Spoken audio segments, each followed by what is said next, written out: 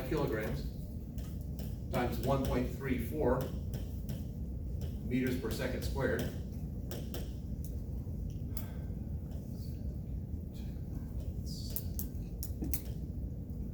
.70. Yes. All right, units.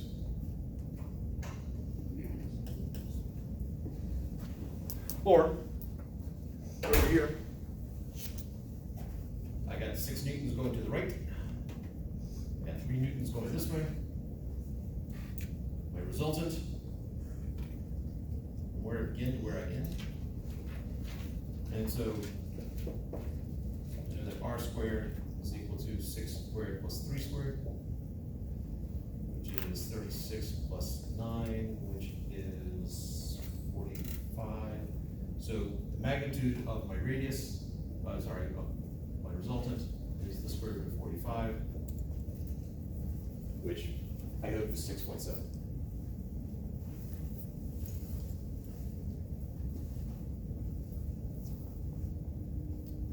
Questions to hear? These are all finding the same thing? Yeah, this sounds the same, fine. So Yes. it'd just be easier to do it in newtons, right? Well, do it up, over there. Yeah. Okay. The easiest way is the way that your mind is working at the moment you need to do it.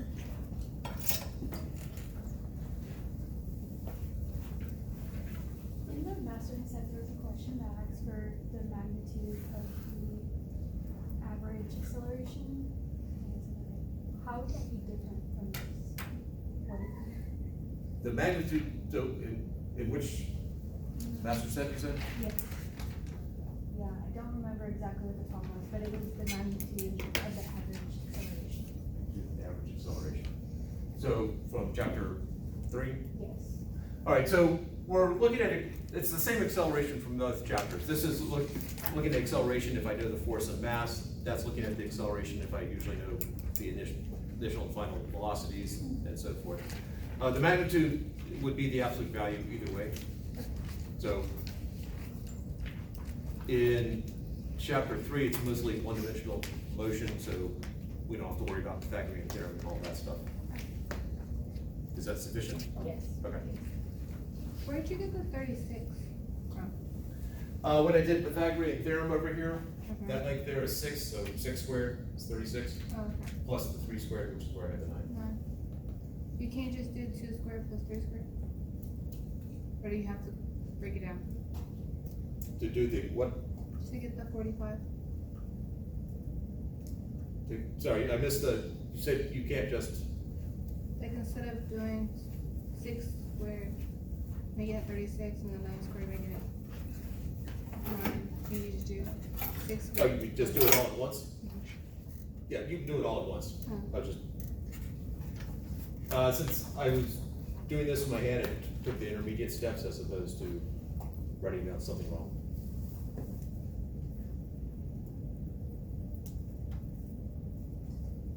Or wrote down something that was not traditional nor accepted by the math people.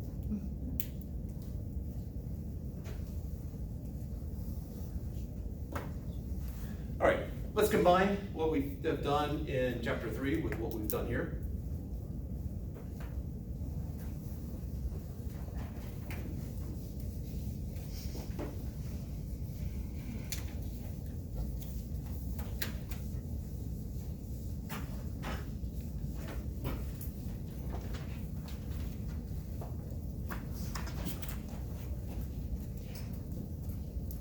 A 5-kilogram box. Is sitting on a frictionless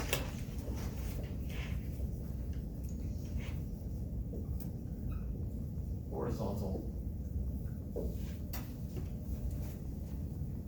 floor.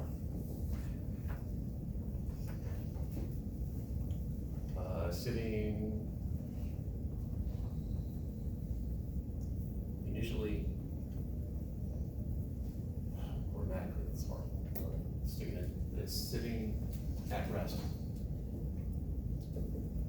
on a frictionless horizontal floor. A 3 Newton force pushes on it to the right.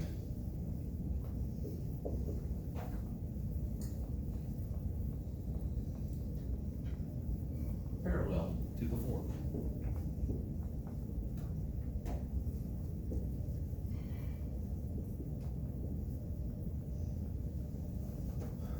After 6 seconds, how far has the box moved?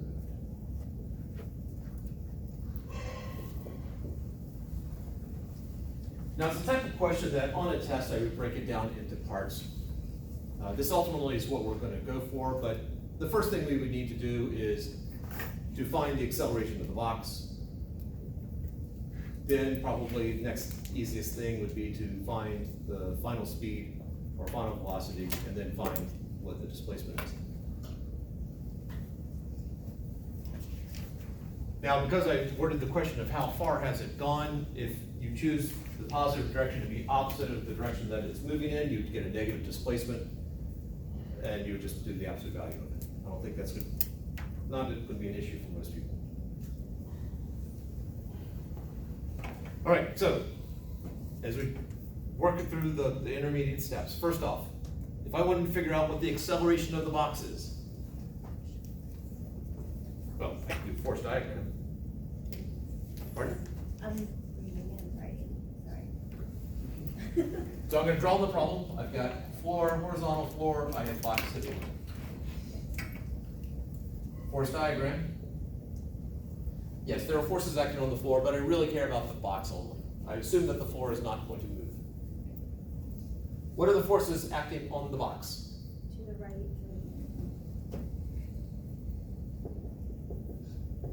Down to my other, that's the 3 Newton force.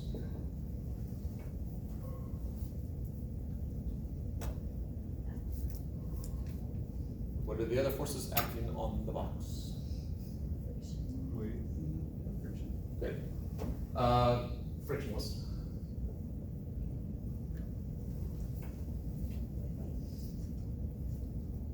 And if that's it, that box is going to accelerate down that way, dig into the floor. The floor has the normal force. Yes. All right, so those are the forces. If there were friction acting on it, which way would the friction act? Opposite. Yeah. To the left. But we're not worried about that right now. Now, I know that the box is going to be moving horizontally because it's sitting on the floor at rest. It's not sinking into the floor or levitating off of it. It's there and a push on it to the right, parallel to the floor. So these two are going to balance each other out.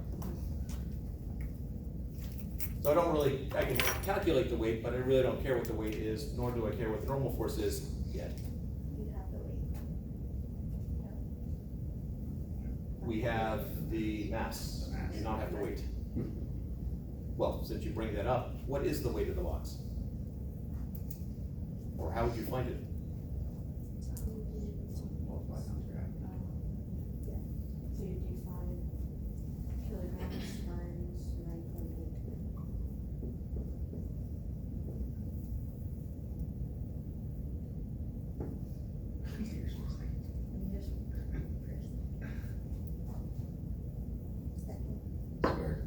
There we go, as a team, we've got it.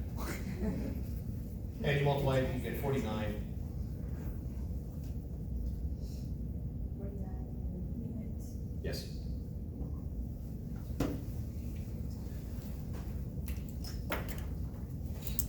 All right, so I know the weight's 49 newtons. I know the normal force, therefore, has to be 49 newtons in this case.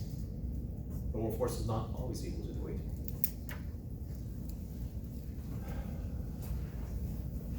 So my total force acting on it is 3 newtons. So now let's plug into Newton's second law. F equals ma. Total force is 3 newtons. To the right. How do I want to indicate to the right? That way. And J hat is Up. okay. Y up. It makes life easier. Because he said so. Yeah, for that reason. Right. Now, ultimately, it could be for the reason that you stated, but for the rest of us, it's because you said so.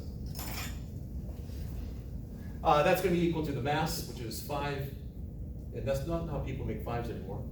5 kilograms times the acceleration, that's 3 newtons I had.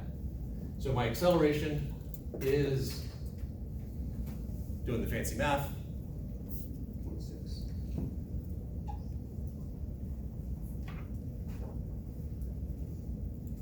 Meters per second squared.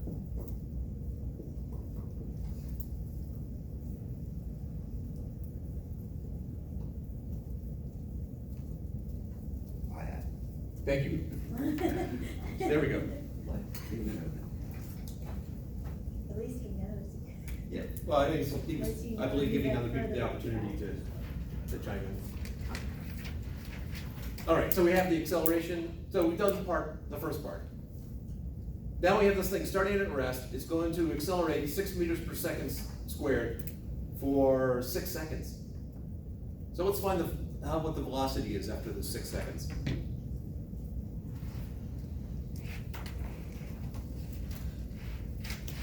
There's more than one way of doing it, but let's just start, sort of do a brute force method.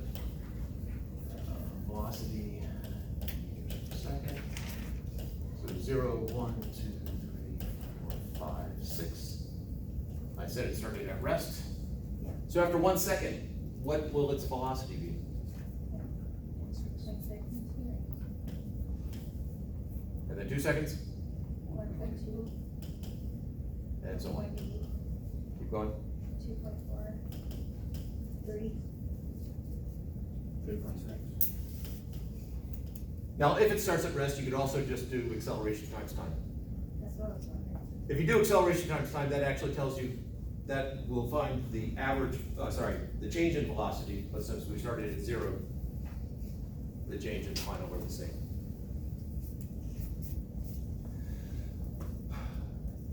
So I now have the final velocity. What's my average velocity?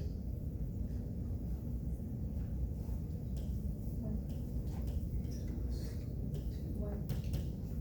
1.8. Did you get that? It's in the middle. Okay. Alice, could you get that? What? 3.6 plus 0 divided by 2. Yep. Just average the first and the last numbers.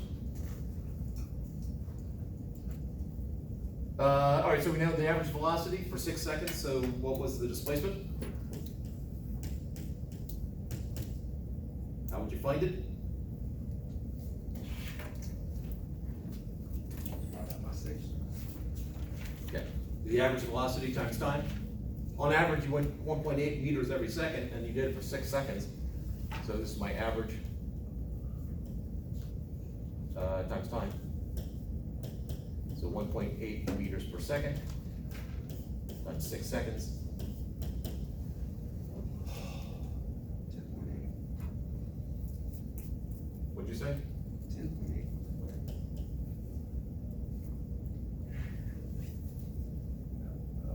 Meters. Sorry? Is that it? Is that it, just meters? Meters per I second had. squared. That does meters. It's displacement. That second would cancel out with that one. Okay, right. So I had, now to answer the actual question though, how far has the box moved? The answer is, say it, 10.8 meters I had. Just 10.8 meters? just 10.8 meters. How far is the scalar? It's not a displacement. This is the displacement. I didn't turn around. So how far did it travel? 10.8 meters. Now, it's not like when I write that, I am thinking, oh, this is gonna trick them. It's that I'm thinking about it, and then later on look at the wording that I use, and I think, oh yeah, I asked for how far. That's a distance. What's the unit you use behind the 6? That's seconds.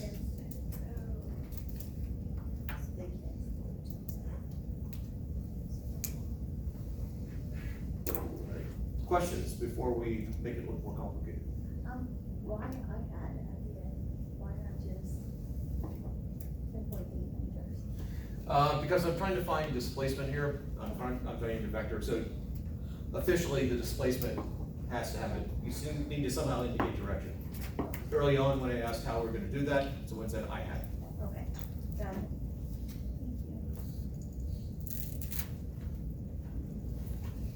All right. Let's throw friction into it. Because we know, in reality, that not a lot of times, if ever, that you'll face frictionless situations.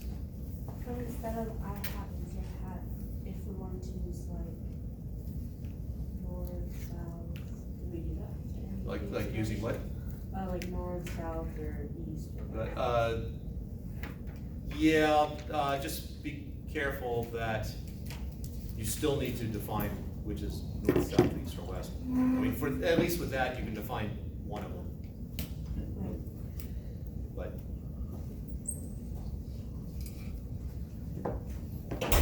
you can just be careful.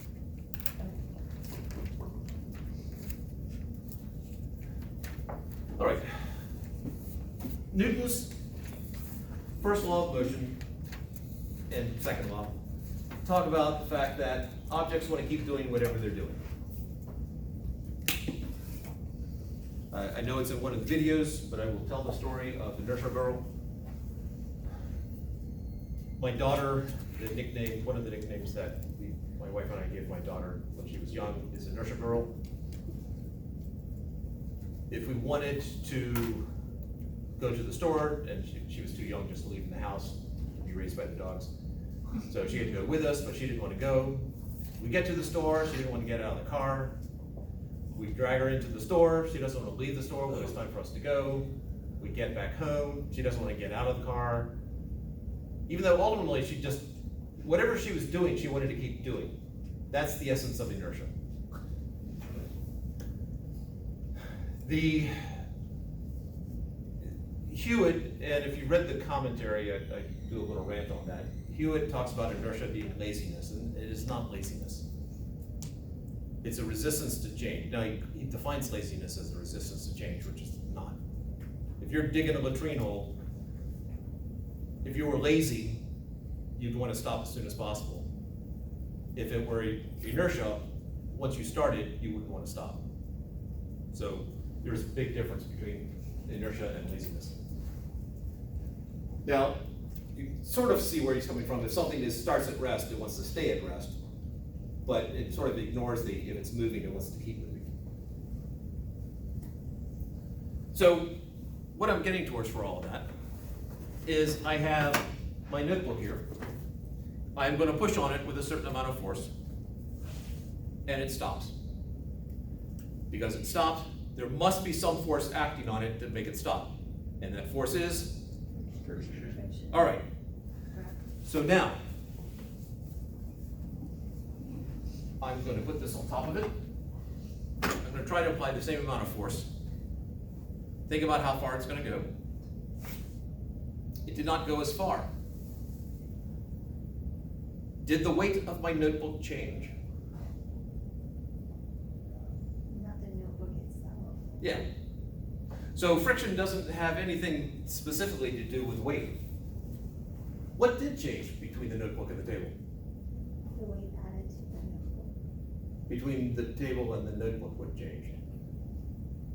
Yes, that I did put that on top of the notebook, but ultimately there's friction down here that I care about. Normal force acting up? Yes, exactly.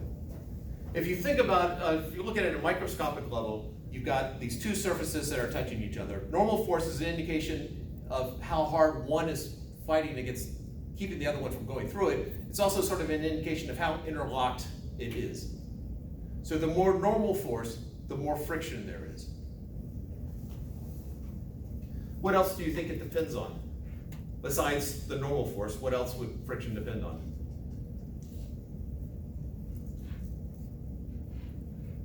A lateral or a horizontal movement across the surface. More detail, what do you mean by that? A force pushing an object. Oh, there has to be a desired motion? Yeah. Okay, yes, agreed.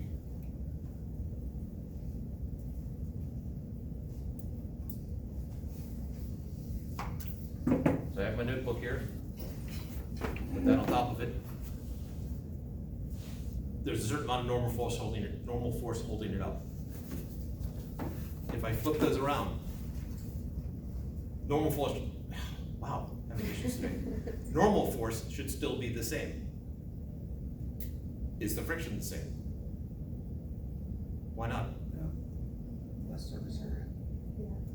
There is the surface area. It turns out surface area is not gonna have an impact. Or Pardon? the amount of friction between the table and the object.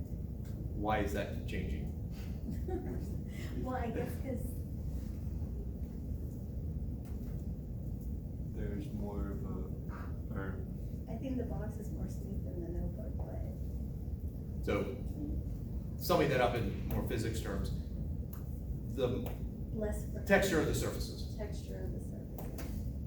So we need to somehow take into account normal force and texture of surface. Now, addressing the cross-sectional area, there was less cross-sectional area. It turns out that with less cross-sectional area, they'll be pressed together a little bit more tightly together in those spots, but you don't have as much area that it's spread over. So they're more tightly pressed together, but there's less of it. With more surface area, they're not pressed as tightly together, but there's more of it. And so it balances out. So we need to somehow take into account these two things, and you're in luck. They have it.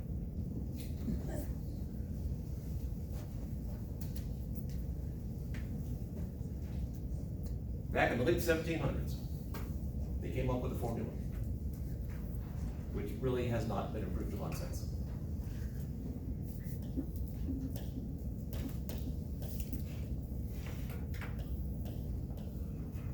All right, there's the formula. I'm gonna have some variations on this formula, but this is the essence of it right here. I have this is a Greek letter mu. It's like a U with a stem up front. It's a mu. This stands for the coefficient of friction. Coefficient of friction. It is found experimentally. If you wanted to find the coefficient of friction, you would have to find the coefficient of friction between two surfaces. It's dependent upon